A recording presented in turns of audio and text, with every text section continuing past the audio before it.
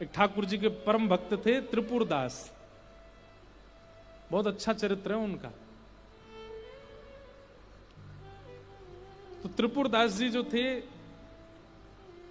श्रीनाथ जी की गगदल बना के भेजते थे।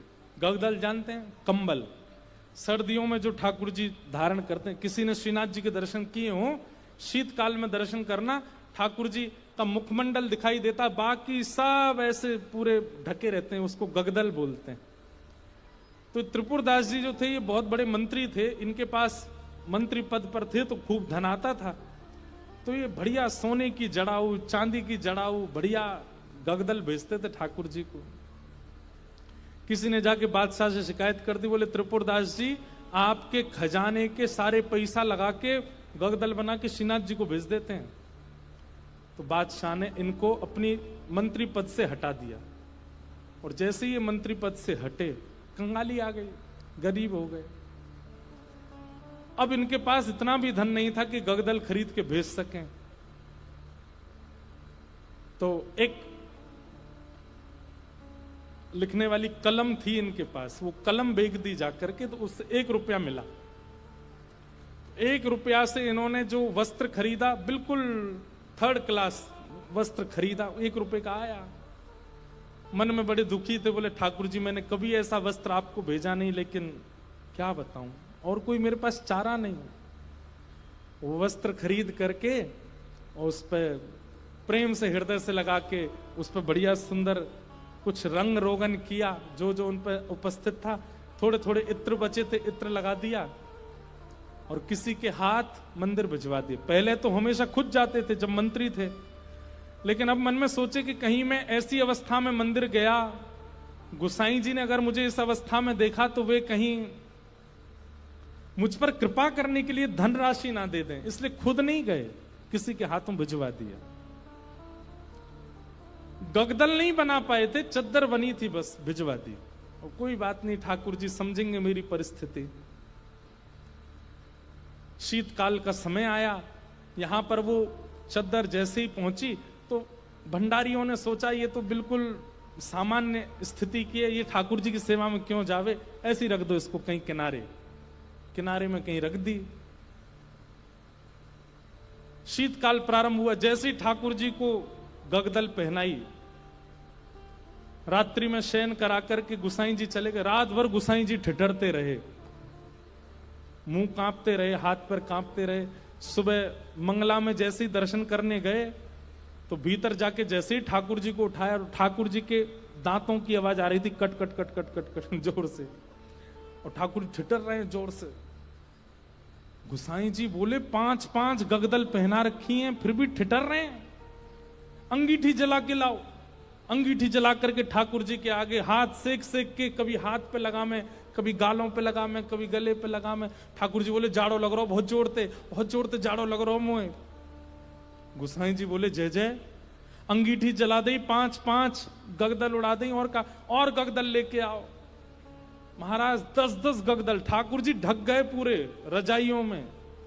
5-5 अंगीठी जला दी और ठाकुर जी हिल रहे हैं जोर से।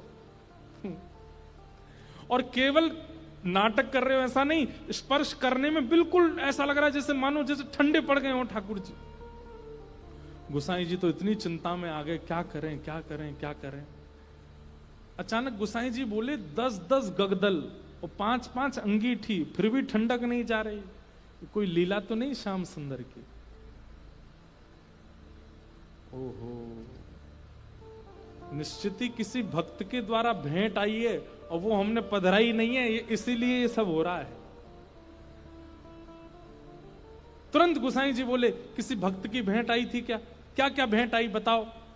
सब बताया, बोले ये भेंट आई है। पर एक बोला एक और आई है, वो पतली सी चद्दर आई है एक, उसका कपड़ा भी ऐसा हम भी नहीं पहने, वो रखी है किनारे। गुसाई जी बोले वही लेके आओ।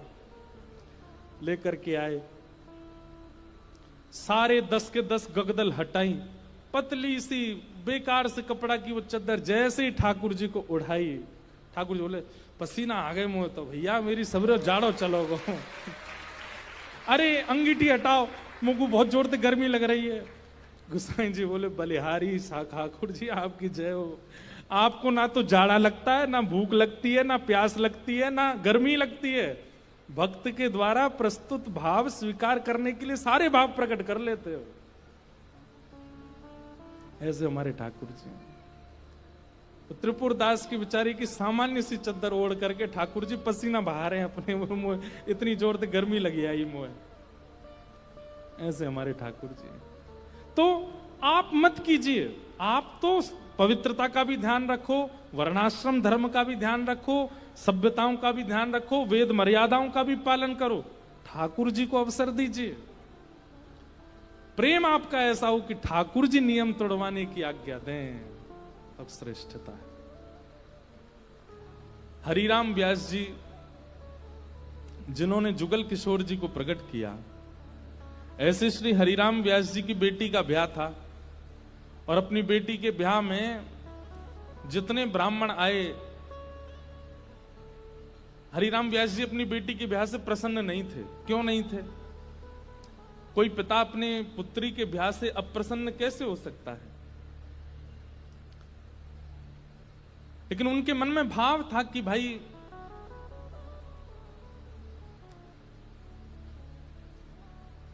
वृंदावन से बाहर क्यों जा रही हो? अपनी बेटी से कह रहे थे कि भाग्य होता है तब वृंदावन प्राप्त होता है, और तुम ब्याह करके अपने पति के साथ विदा होकर के वृंदावन से बाहर जा रही हो, ये मुझे अप्रिय लग रहा है।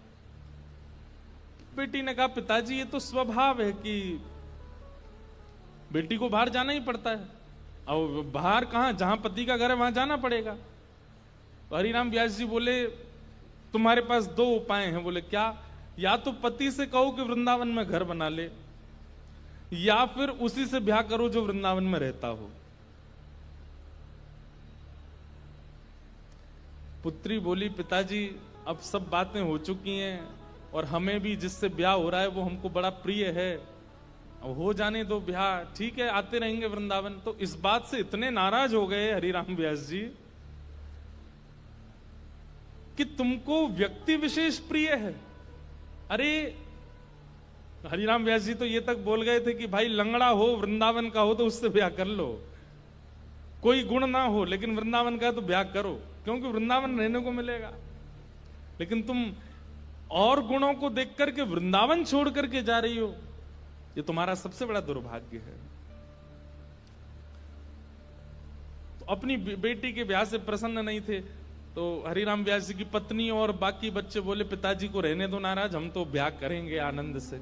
और हरिराम व्यास जी के शिष्य थे ओरछा के राजा मधुकर शाह, उन्होंने पूरी शादी की व्यवस्था की, लेकिन हरिराम व्यास जी की भौएं चढ़ी नहीं। और ज्यादा दुखी तो वे तब हो गए कि उन्होंने एक शर्त रखी, चलो ठीक है ब्याह कर रहे हो तुम, अपनी मर्जी से कर रहे हो, सब ठीक है, लेकिन पहली पंगत वैष्णव जनों को, संत जनों को, रसिक जनों को करानी पड़ेगी। लेकिन जब ब्याह का प्रसंग आता है ना, तो घर के लोग इन सब चीजों पर विश्वास करते नहीं है। घर के सब सदस्य बोले, पहली पंगत तो बारात की होगी। बोले पिताजी ने कहा संतों को कराओ। बोले बोलने दो उनको, तुम तो उन्हीं को करा दो। और रही बात संतों की, तो एक काम करते हैं, पहले ही पूड़ी कचौड़ी जो भी बना है दावत में, पहले ही निकाल करके अलग धर देते हैं, जब संत आएंगे उनको पवा देंगे। हरिराम व्यास जी को ये बात पता चल गई तो इतने नाराज हो गए। उनका एक पद भी है,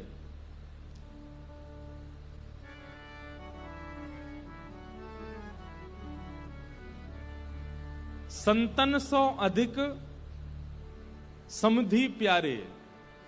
बोले संत इतने प्रिय नहीं है, वो समधि बहुत ज्यादा अच्छा लगता है, उसको तो गरम गरम खवा रहे हैं और संतों के लिए अलग निकाल दिया है। बड़े नाराज हुए, बोले संतों का अपमान कर रहे हो। बेटी बोली, पिताजी मेरा ब्याह है, आप बिल्कुल खुश नहीं हो। बोले मुझे खुशी करानी है तो वृंदावन से बाहर मत जाओ। ब्राह्मण लोग आए जो ब्याह पढ़ा रहे थे, तो हरिराम व्यास जी बड़े विद्वान थे, तो ब्राह्मण आकर के बैठे, सबने बैठ करके हरिराम व्यास जी से वार्ता की। तो ब्राह्मण सब बोले, व्यास जी कोई अच्छी बात सुनाओ। तो हरिराम व्यास जी पद गाने लगे, वे मरे जिन मेरे घर ब्याह पड़वायो। सारे ब्राह्मण बोले ऐसा मत कहो। भगवान बोले कि तुम भाग जाओ यहां से, या तो पुत्री को कहो कि वो वृंदावन छोड़ करके नहीं जाए, और यदि वो जाने का मन बना चुकी है तो वो सब मर जाएंगे जिन्होंने ब्याह पढ़ाया। ब्राह्मण तो घबरा गए। फिर अंत में मधुकर शाह जो राजा थे ओरछा के, उन्होंने हरिराम व्यास जी को प्रणाम किया। बोले मैं जिम्मेवारी लेता हूं, आपके दामाद और बेटी बाहर नहीं जाएंगे, मैं यहीं घर बनवा दूंगा, वो यहीं रहेंगे। तब हरिराम व्यास जी प्रसन्न हुए। मतलब हम संसारी लोग हैं, हमारे लिए कई बार रिश्ते नातेदार ज्यादा हो जाते हैं, ठाकुर जी से ज्यादा हो जाते हैं। हमारे लिए कई बार दिखावा ज्यादा हो जाता है, कई बार सब प्रदर्शन में हम लोग ज्यादा चले जाते हैं, हमारे लिए भक्ति भाव कहीं पीछे छूट जाता है। पर वृंदावन को भजने वाले के लिए ठाकुर जी प्रधान है और कुछ प्रधान नहीं है। इसलिए वहां धर्म प्रधान नहीं है, प्रेम प्रधान है। एक भगवान के परम भक्त थे, नारायण दास उनका नाम था। बहुत ध्यान से सुनना। नारायण दास जी को भी वृंदावन से बहुत प्रेम था, और वृंदावन का प्रेम उन पर ऐसा चढ़ा कि वो गोपी भाव में रहने लगे। और कैसा गोपी भाव? श्रृंगार कर लेते, बिंदी लगा लेते, मांग में सिंदूर भर लेते, बड़े बड़े केश कर लिए थे, पैरों में नूपुर पहनते, हाथों में चूड़ियां पहनते और लहंगा पहन करके और बढ़िया सुंदर श्रृंगार करके किसी के सामने नहीं जाते थे। अपने गोपाल जी उनको तैयार करके, उनका श्रृंगार करके उनका भोग लगा के उनके सामने नाचते थे, अपने ठाकुर जी के आगे। और किसी को नहीं दिखाते थे, बस अपने ठाकुर जी को दर्शन कराते थे। नाचते थे, गाते थे, रिझाते थे, और फिर नाचते नाचते फिर प्रसादी सिद्ध करते, प्रसादी सिद्ध करके फिर राजभोग करा देते, व्यारू करा देते, कलेऊ करा देते, ठाकुर जी के अष्टाम लीला करते, अष्टयाम भोग धराते। लेकिन नृत्य और गायन ये दो सेवा नहीं छोड़ते थे। लेकिन धीरे धीरे वैष्णवों ने उनको देखना, ढूंढना शुरू कर दिया। लोग उनकी कुटिया में जाने लगे, तो वैष्णवों को तो वो बैठने देते थे। बोले आप सब तो ठाकुर जी के समान हो, आपके सामने तो मैं नाच सकता हूं। सब लोग इधर देखो, ध्यान से, आवाज आ रही है हमारी? नृत्य कर रहे थे। नृत्य की ख्याति ऐसी हुई कि एक बार एक बहुत श्रेष्ठ नृत्य करने वाला व्यक्ति आया, और उसको किसी ने कहा कि भाई हमारे यहाँ एक साधु हैं, वो किसी के आगे नृत्य नहीं करते, ठाकुर जी का, एक बार उनके नृत्य देख लो आप। तो बहुत बड़े नृत्य करने वाले ने जब उनका नृत्य देखा तो वो बोला कि महाराज, मैं बड़े बड़े दरबारों में जाकर के नृत्य करता हूं, ऐसा नृत्य मैंने आज तक नहीं देखा। सब लोगों ने कहा बोले भैया ये ठाकुर जी के लिए नृत्य करते हैं। लेकिन उस नृत्य करने वाले ने किसी बादशाह को खबर करा दी कि वृंदावन में एक महात्मा है, और बोले वो गोपी बनकर के अपने ठाकुर जी के आगे नृत्य करते हैं और गाते हुए नृत्य करते हैं, ऐसा नृत्य मैंने आज तक नहीं देखा। बादशाह के तो मन में आ गई कि मुझे उनका नृत्य देखना है, और प्राचीन काल के राजाओं के मन में आ जाए और वो ना मिले तो वो तो मारने तक आतुर हो जाते थे। उन्होंने अपने सैनिकों को भेज करके कहा कि आपको नृत्य करने के लिए बादशाह ने बुलाया है, या तो चलिए, और अगर आप इनकार करोगे तो आपकी कुटिया जला देंगे, आपके ठाकुर जी छीन लेंगे, और फिर कभी नृत्य करने लायक बचोगे नहीं। ऐसी स्थिति पड़ गई। रोने लगे अपने ठाकुर जी के आगे, बोले नाथ मेरा नृत्य किसी और को रिझाने के लिए नहीं है, ये मैं कैसी स्थिति में आपने डाल दिया हूं। अगर जाता हूं तो मेरा नृत्य, मैं नृत्य को प्रसाद के रूप में प्रस्तुत करता हूं, वो झूठा हो जाएगा। कोई और अगर उसका आस्वादन करेगा तो वो फिर उच्छिष्ट हो जाएगा, और उच्छिष्ट वस्तु आपको कैसे पधराऊंगा दोबारा। और यदि नहीं जाता हूं तो कुटिया जला देंगे, आपको छीन लेंगे, राजा है ताकतवर, उसके आगे मेरी चलेगी नहीं। रात भर रोते रहे अपने ठाकुर जी के आगे। इतने में ठाकुर जी स्वप्न में प्रकट हो गए। और स्वप्न में प्रकट होकर के ठाकुर जी बोले, तुमको वहां नृत्य करने में दिक्कत क्या है? बोले, मैं आपके सामने नृत्य करता हूं बस। तो बोले, हमको ले चलो, हमें वहां बैठा देना, हमें देखते देखते नाच लेना, राजा को भूल जाना। तब वो कहते हैं, बोले कि महाराज वो स्थान आपके लायक नहीं है, वो राजा है, वो मांस भी खाता है, मदिरा भी पीता है, ना जाने कैसे कैसे उसके आचरण है, उसका स्थान कैसा है, वहां पर नृत्यांगनाएं आती हैं, ना जाने कैसे कैसे वहां पर व्यवहार होते हैं, वहां मैं अपने ठाकुर जी को लेके नहीं जाऊंगा। ये वैष्णव का स्वरूप होता है, वो अपने ठाकुर जी के आगे प्रदर्शन को आगे नहीं करता, वो अपने ठाकुर जी की सेवा के आगे एक बार को बड़े से बड़े उत्सवों का त्याग कर देगा, बड़े से बड़े उपाधियों का त्याग कर देगा, लेकिन अपने ठाकुर जी को ऐसे ही कहीं बेक नहीं देता है। बोले, ये तो नहीं चलेगा, आपको लेके तो नहीं जाऊंगा मैं। तब भगवान बोले, तो फिर नहीं जाओगे तो ये लोग तुम्हारे कुटिया उजाड़ देंगे। तो फिर वो बोला, आप इतना भी नहीं कर सकते तो फिर काय बात के भगवान, आज तक मैंने आपसे कुछ नहीं मांगा, लेकिन इसका समाधान बताओ मैं कैसे करूं। तब भगवान बोले, देखो तुमने अपनी गली में तुलसी की माला पहनी है और ये तुलसी मेरा ही स्वरूप है, तो तुम मुझे तो नहीं ले जाओगे, लेकिन ये तुलसी माला तो पहन के जाओगे। इनको तुम एक सिंहासन पर पधरा देना और इनको मेरा ही रूप मान करके, मुझे अनुभव करके, मेरा आभास करके तुम वहां नृत्य कर देना। नृत्य भी हो जाएगा, मेरे सन्मुख भी हो जाएगा और तुम्हारा बात भी बनी रहेगी। नारायण दास जी बोले, भगवान पक्का ना ये तुलसी आपका ही? बोले, पक्का 110% मेरा ही स्वरूप है, जाओ। नारायण दास जी गए और राजा के यहां जाकर के बोले, महाराज मैंने गले में जो ये माला पहनी है बड़ी तुलसी की, इसके लिए मुझे एक आसन दे दो, मैं इनको पधरा करके फिर नाचूंगा, नहीं तो ये तो विक्षेप डालेंगे। पधरा करके आसन पर, और जैसे नृत्य करने लगे, उनके मन में कदापि ये भाव नहीं आया कि ये तुलसी हैं, ये केवल माला है, यही सोचने लगे श्याम सुंदर हैं। श्याम सुंदर विचार करके जब घूमने लगे नृत्य करते करते, तो हर घूमने के बाद एक बार देखते, और जब द्रुत गति से घूमने लगे, चक्र लेने लगे, लेते लेते लेते उनको वहां तुलसी नहीं, साक्षात सचल त्रिभंग लली श्याम सुंदर दिखने लगे। आज तक अपनी कुटिया में नृत्य किया था तो कभी ठाकुर जी ऐसे प्रत्यक्ष प्रकट नहीं हुए, लेकिन आज उस दरबार में ठाकुर जी प्रत्यक्ष प्रकट हो गए। क्यों? उनकी भावना से रीझ करके ठाकुर जी प्रकट हो गए, और जैसे ही ठाकुर जी प्रकट हुए, वो चक्र लेते लेते लेते लेते लेते वहीं उन्होंने प्राण त्याग दिए और ठाकुर जी में विलीन हो गए। नारायण दास कहने का अभिप्राय क्या? वृंदावनियों को और वृंदावन भजने वालों को